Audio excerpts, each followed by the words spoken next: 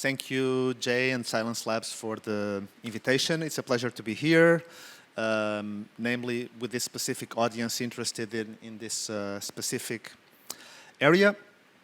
I've been at NIST for about 6 years now.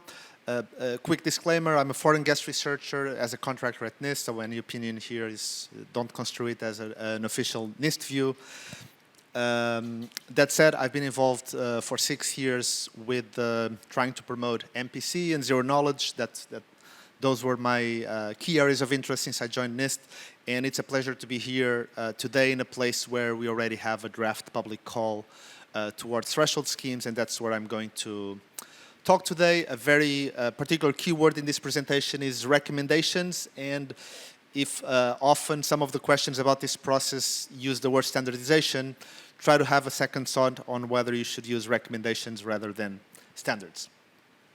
That said, the presentation has 4 parts. I think it's useful to start with a short intro about NIST, because often people are actually not aware of what NIST does, at least in terms of crypto.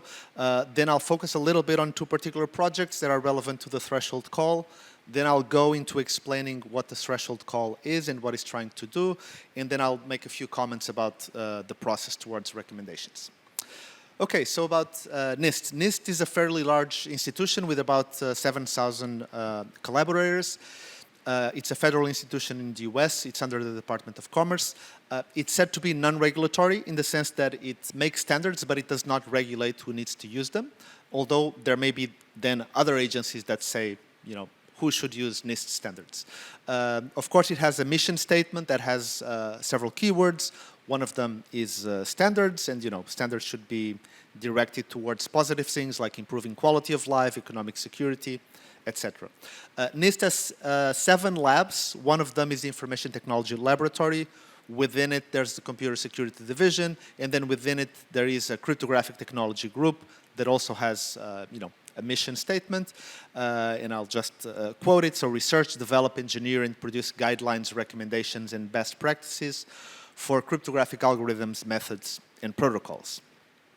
So the activities in this NIST crypto group, which by the way is roughly 20-something persons total, basically the activities can be usually framed as doing standardization processes, doing research, or doing applications. These are made-up acronyms, so don't feel like you need to know them, but here are a few examples of projects at NIST, like post-quantum crypto, multi-party threshold crypto, lightweight cryptography, etc. Important documentation coming out of NIST activities are usually divided in 3 types. One of them is this FIPS acronym, stands for Federal Information Processing Standards. These are usually considered the, really the main important standards that usually are regulated to have to be followed by at least companies that do business with the government, usually things related to what kind of digital signatures they can use or which kind of encryption. Then there are also special publications, usually are called publications that develop recommendations and guidelines. In a broad sense, they are also standards. And then there are reports which are usually not considered standards, but they have, positioning about technology, etc.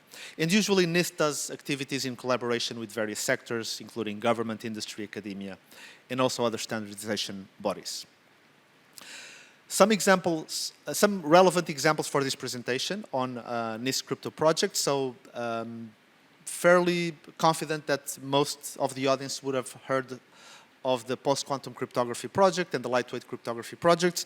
These are 2 particular projects that have been driving for the past 5 years standardization processes, where they really aimed at having an international process with a lot of public scrutiny towards selecting new algorithms for new standards, in particular for signatures and key encapsulation that are resilient to post-quantum adversaries, and also authenticated encryption with associated data that is suitable for constrained devices. Then we have other projects which are the most relevant to this presentation, such as privacy-enhancing crypto and multi-party threshold cryptography, that for various reasons has taken a more, what we can call, exploratory approach. So we're not at a stage of saying we want to immediately now select a standard for for threshold schemes or for other features or functionalities, but we want to start with an exploratory phase. Of course, there are many other projects at NIST, and the topic of today's talk is what, in short, we can call the threshold call. That is an output from these two projects, the privacy-enhancing cryptography and multi-party threshold cryptography. And in short, the aim of the current phase is to gather reference material from the public for a period of public analysis with the specific aim of developing recommendations in a first phase. And these include recommendations about primitives that are currently not standardized by NIST and that we incorporate in this so-called PEC. Okay, so this was a short intro about NIST and some projects. Now, a few extra notes on these two projects. So, privacy-enhancing cryptography, broadly speaking, refers to cryptography that can be used to enhance privacy. We emphasize on cryptography that has not been standardized, at least by NIST. And the goals are to accompany the progress of various emerging tools. We have several examples here on the bottom. Maybe for this presentation, the most relevant would be zero-knowledge proofs, multi-party computation, fully homomorphic encryption, and attribute-based encryption and identity-based encryption, which are here within this functional encryption. This project wants to promote the development of reference material about privacy-enhancing cryptography. And again, it's positioned as a project that does exploratory work that will be helpful to assess the potential for future recommendations and standardizations. Then we have the multi-party threshold cryptography project, which basically takes a look at various existing cryptographic primitives and asks what would be good ways of implementing threshold schemes for these cryptographic primitives. What are threshold schemes? Well, they are basically the case where you split, or AKA secret share, the secret or private key across multiple parties, and then you use multi-party computation to perform the needed operations without ever having to reconstruct the secret.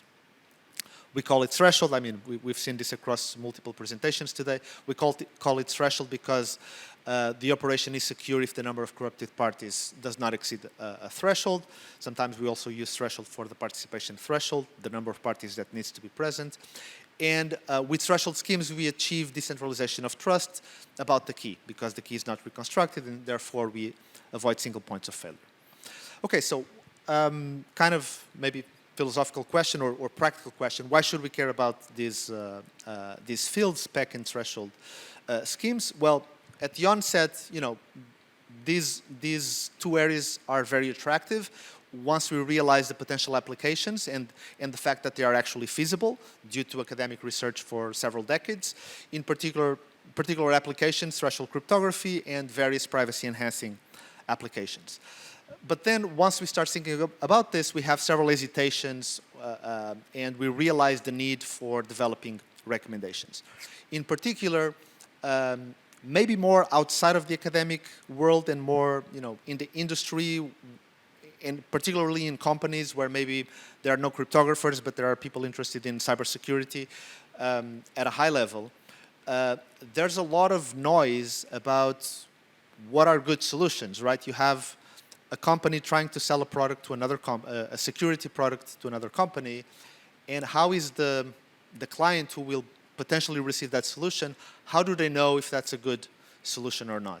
So there is a need to, we could call it, increase the signal-to-noise ratio of showcasing what are good techniques in cryptography. And in a sense, we can consider that NIST is in a bridging position between academia and at least part of the industry, where often industry, the first question they might ask is, has NIST or has some standardization body actually looked into this technology that you're trying to sell? And so, more now from using the cryptographer hat, if we know that zero-knowledge proofs and MPC and other techniques are good crypto and they have a good potential, then it is useful to promote a process towards putting these technologies on the map in a positive and secure way. And then, of course, in terms of need for recommendations, also the space is very wide, so it is relevant to look at what are the primitives that we should be looking at. We could synthesize a goal of saying we want to promote good adaptability, good techniques, good schemes that are secure, interoperable, they correspond to best practices, etc. But now, of course, we have the question, how do we address this space that is, it's enormous, in a way that we promote good adaptability? And so in the next section of this presentation, I want to talk about this public call for reference material towards recommendations, because in a sense, it's the way that we've been finding to promote this area without immediately saying that we want to select a standard right away. So that said, let's move on to the threshold call part of this presentation. So in early 2023, we've finally published a public draft for a threshold call, so call for multi-party threshold schemes. We hope to have the revised version very close to final in late 2023, and it will likely set a submission deadline for the second half of 2024.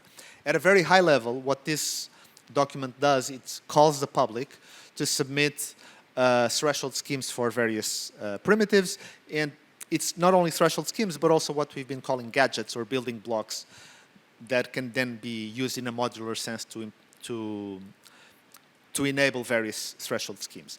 And at a high level, this call is split into two main categories. One of them is selected NIST standardized primitives. So, we look at various selected NIST primitives and we ask how can we implement them in a threshold sense.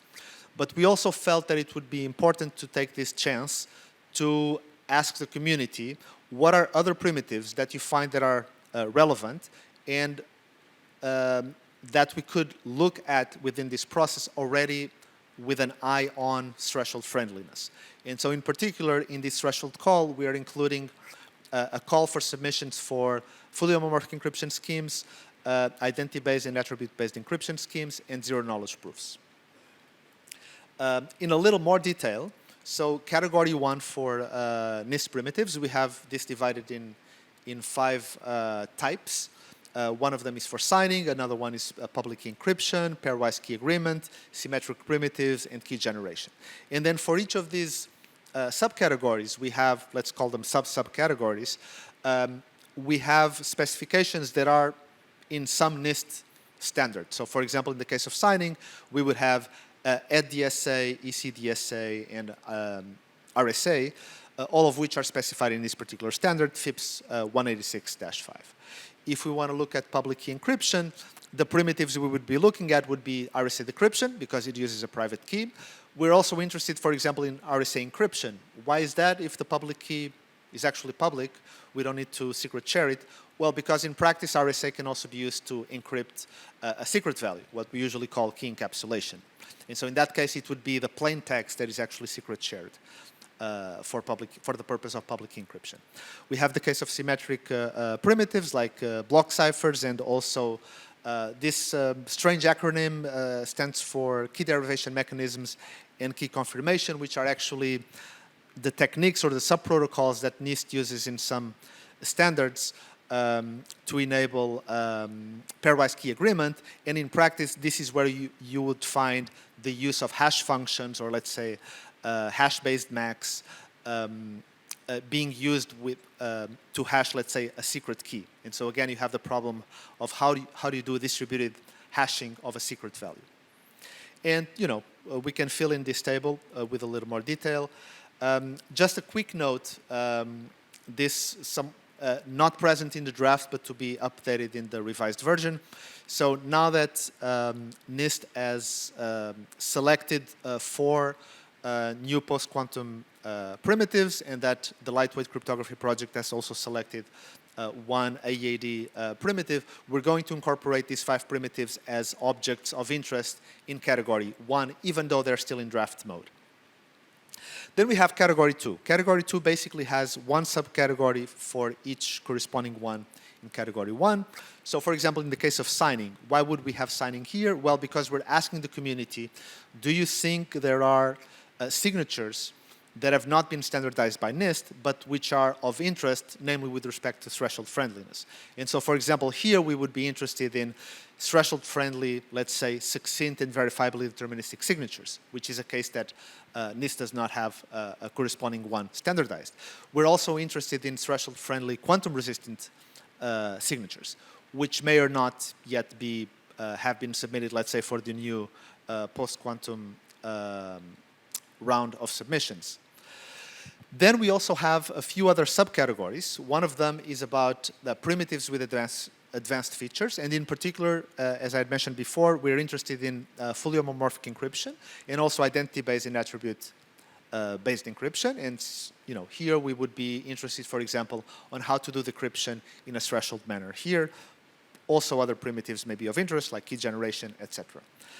We have a special category for zero-knowledge proofs of knowledge, special in the sense that we've identified that with respect to zero-knowledge proofs, we're interested in them even if they themselves are not threshold related, but if they themselves relate to some other subcategory. So in particular, we are interested in submissions of zero-knowledge proofs of knowledge of a secret key corresponding to a public key of some other subcategory of this call.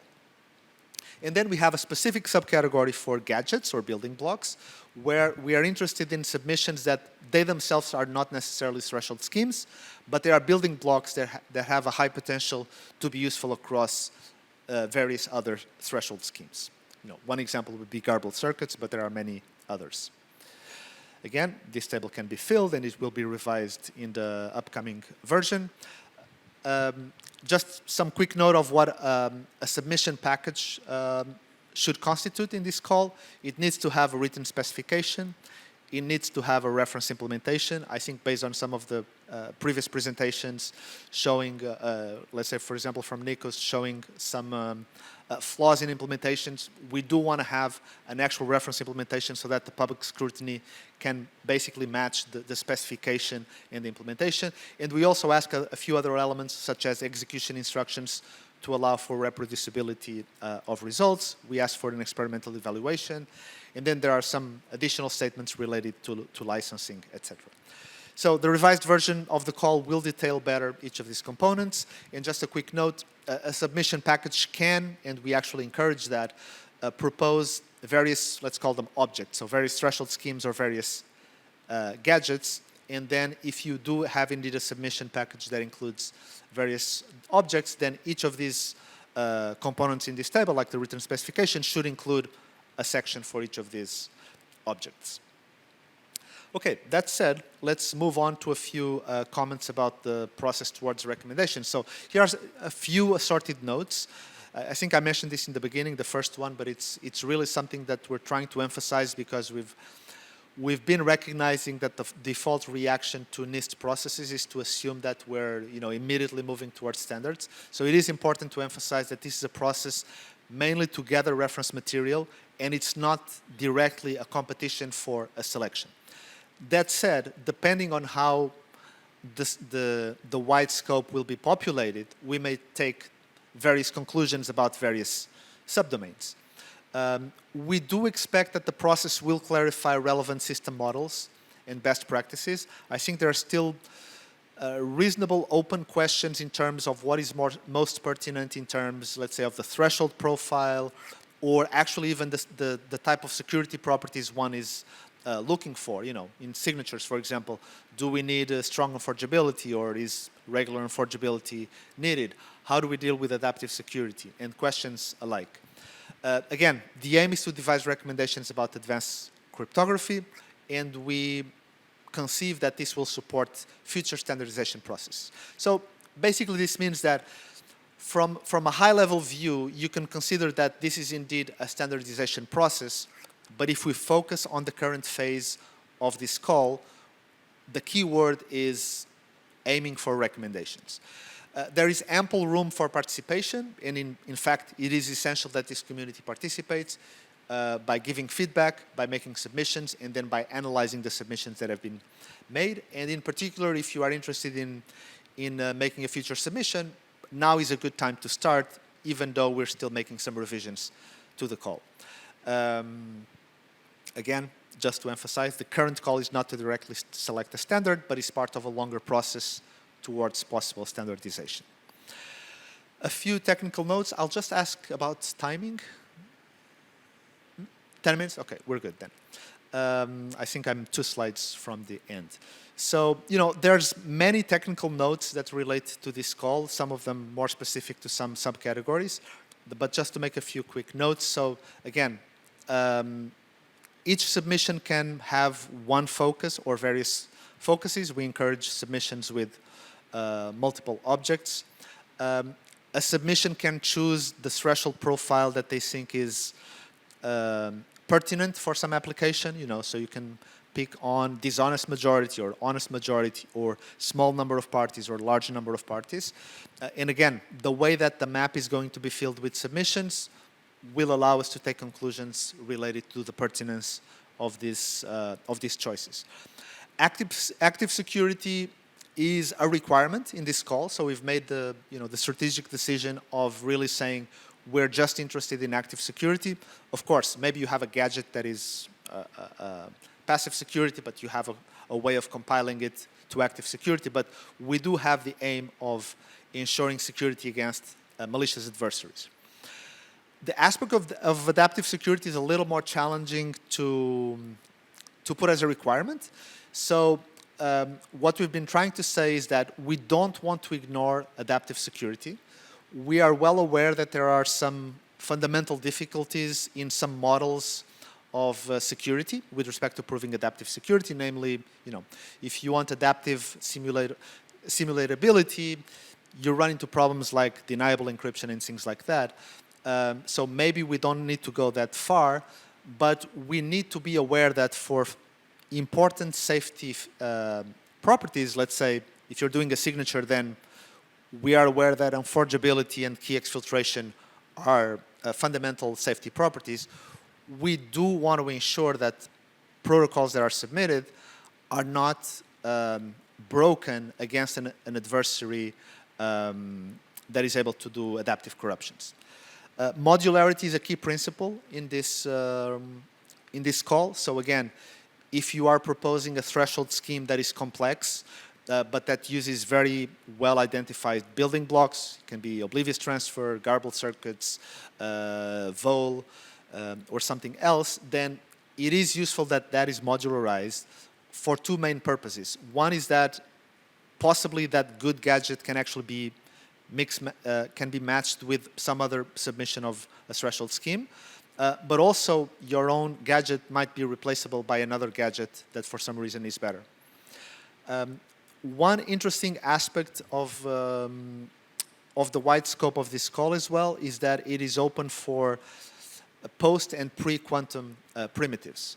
And this is a topic of some controversy or maybe some tension, in the sense that there is this notion that we are migrating everything to post-quantum security. But in a sense, a lot of that discussion has emerged in the scope of the post-quantum cryptography project that has been focusing on regular signatures and regular encryption schemes. So if in this call we're looking at cryptographic primitives that are of a much wider scope, for which we don't necessarily know yet how to do it in a post-quantum way, then we are interested in also pre-quantum solutions, in the least because they might actually provide a good reference of what kind of research we should do in order to get later on good post-quantum solutions. And then just a final note on concrete implementations.